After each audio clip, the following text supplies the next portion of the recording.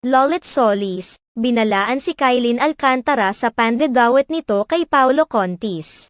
Binalaan ng veteran showbiz columnist at talent manager na si Lolit Solis ang kapuso actress na si Kylin Alcantara matapos nitong idawit sa hiwalayan nila ni Mavi Legaspi ang kanyang alaga na si Paolo Contis. Tila naging beast mode ang talent manager na si Lolit Solis dahil sa mga nakakarating sa kanya na mga panibagong issue patungkol kay Paolo Contis. Binalaan din niya ang kapuso actress na si Kylin Alcantara, dahil sa pandadamay umano nito sa kanyang alaga sa nangyaring hiwalayan nila ni Mavi Legaspi.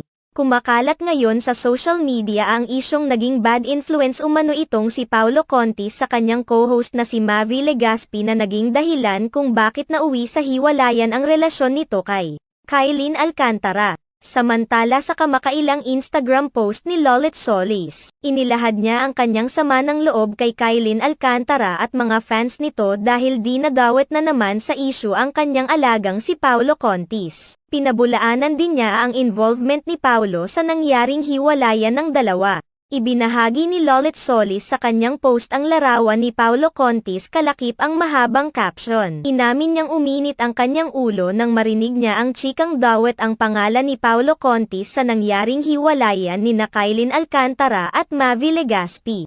Ayon sa nakarating kay Lolit Solis, nakipaghiwalay umano si Kylin Alcantara kay Mavi Legaspi dahil sa pagiging bad influence ni Paolo Contis. Inilahad din ni Lolit Solis na dismayado siya sa mga taong nagbabadmouth sa mga dating nakarelasyon pagkatapos ng hiwalayan. Nararapat lamang kasi umano na kapag naghiwalay na ay tanggapin na lamang ang lahat at mag-move on, dapat ay wala na umanong bad blood. Binyantaan rin niya si Kylin Alcantara kung saan inilahad niyang ayaw niyang makipag-away rito, subalit kapag malaman niyang totoo ang mga naririnig niyang mismong sa bibig ni Kylin Alcantara nagmula ang mga paninira laban kay Paolo Contis ay makikita niya ang hinahanap. Iginiit pa ni Lolit Solis na handa naman siyang tanggapin ang mga kamalian ng kanyang mga alaga kung totoo ang mga ito, subalit kung sinisiraan lamang umano ang mga ito ng walang basehan ay hindi umano siya uurong sa labanan.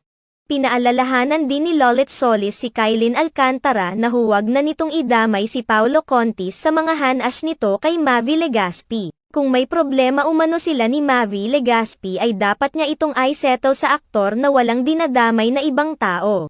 O makikisali na umano siya sa issue upang ipagtanggol si Paolo Contis bilang nanay at manager nito. Hiling din niya na sana ay maging fair naman sa lahat si Kylin at huwag suran ang mga taong inosente.